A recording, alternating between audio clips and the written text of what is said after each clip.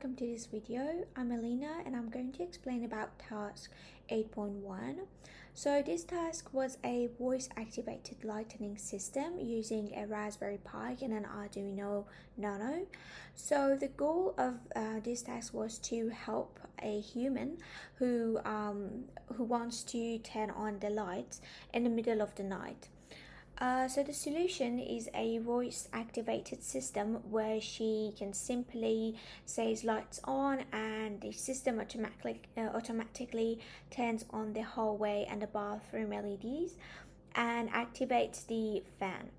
So the system is also smart enough to check the light level first. If the room is already bright, the lights won't turn on unnecessarily.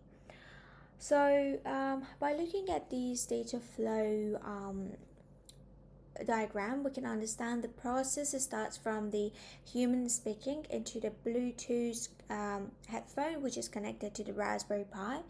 The Raspberry Pi captures the audio and uses the Google speech recognition to convert it to the text. Then it would just uses the command processor to matches the text to a command, which in this task the commands are the light on, light off, and fan on. And then it just sends that command wirelessly over the Bluetooth to the Arduino, and then Arduino receives the command, reads on the light sensor, and if the room is dark it would turn on the LEDs. However, the fan just responds to the voice command regardless of the light level. So let's move to the code of this task.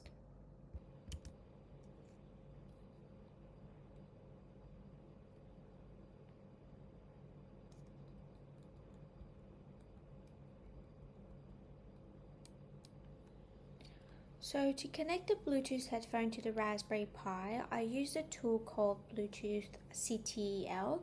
This is a built-in Linux command line for managing Bluetooth devices. However, first I had to unblock the Bluetooth using a command rfkill list. So because the soft block here was previously blocked, I had to unblock it because the adapter was just had a soft block. And then inside the Bluetooth CTLI, I ran power to activate the adapter, and then the agent on to handle the pairing, and then the scan on to start discovering the nearby devices. Once my headphone was appeared in the scan list, I ran pair and then connect with the MAC address to connect my headphone to the Raspberry Pi. After that, I used the PACTL, which is a part of the Pipewire audio system, to set the headphone as the default audio input source. So the Raspberry Pi would use the microphone for speech recognition. So the thing I would just do is run the Bluetooth here. As you can see, it's already connected to my headphone here. Now I will just exit from here, and then I'm going to open my file. So just now let me to walk you through the Python code which runs on the Raspberry Pi. So the code uses two main libraries: the speech recognition, which captures and convert the voice to text, and then the BLIC library, which is a Python library specifically designed for Bluetooth low energy communication, which the Arduino use this type of Bluetooth. So the first thing, the code is set up to recognizer and define a Arduino Bluetooth address, as you can see here, and then a characteristic UID, which is kind of the specific channel that we're sending our message through. Then in the listen for command function, we activate the microphone and then adjust for the background noise. Then we listen it up to 5 seconds. Whatever it hears gets sent to the Google speech recognition API over the internet, which returns the spoken words as a text, and then we save it into the text variable. If nothing is heard or the audio is unclear, it simply just returns an empty string and tries again. Then we have our send command function, which this function just uses a Blink to connect to the Arduino over the BLE, and then writes the command as an encoded text. For example, if it's lights on or fan off, and then it would just closes the connection. Here then we have our technically our main loop, which runs continuously. It listens and checks what was said using this simple of if statements, if and elif statements, and then calls the send command function with the right message. So it would just start listening to the command, and then it would just send the command. So that was the Python code. Let me move to the C++ code for the Arduino. So the code uses the Arduino BLE library, as you can see, which allows the Arduino Nano to act as a BLE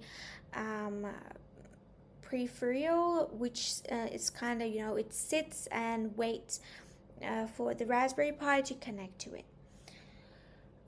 So then in the setup, we have our initialization for our pins.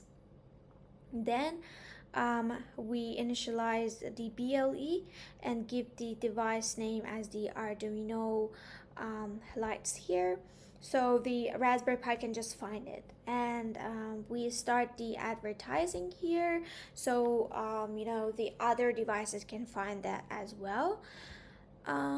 Then we just define a BLE service and a characteristic here.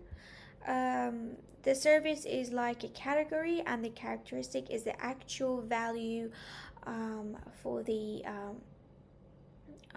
actual value that the Raspberry Pi writes to. So in our case, there are the voice commands, such as the light on, light off, fan off, and the fan on. Then in our loop function, the Arduino waits for the central device, which is our Raspberry Pi, and then when it's connected, it continuously check if the new command has been founded, have been written to the characteristic technically. When it detects the command, it reads the light sensor, and then it will save the value into the isDark variable. Then after that, if the command is light on, it would turn on the light if it's lower than the threshold, and if it's the lights off, it would turn on the light off. If it's fan on, it would turn on the fan, and if it's fan off, it would turn off the fan. So yeah, that was it. Let me move to showing how this circuit is working.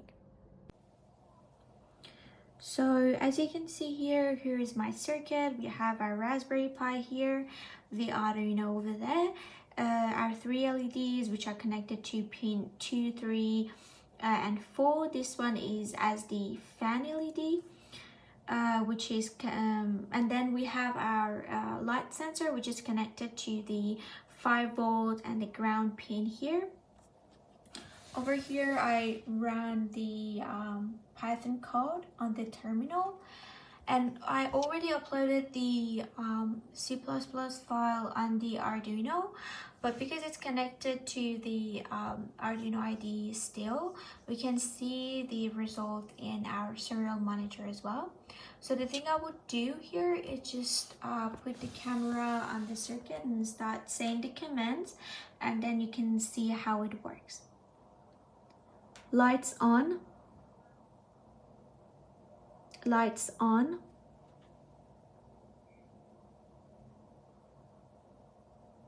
As you can see, the red and the green light, which are the LEDs, has turned on. Lights off, lights off.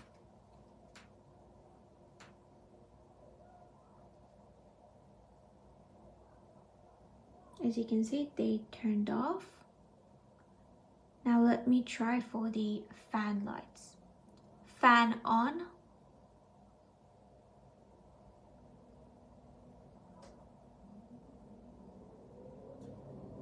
fan off.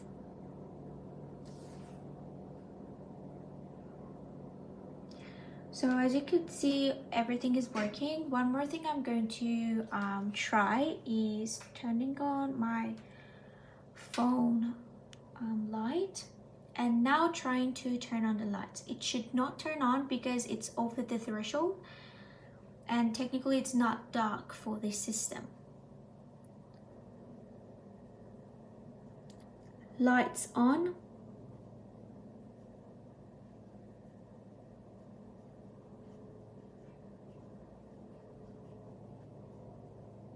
so as you could see, they didn't turn on.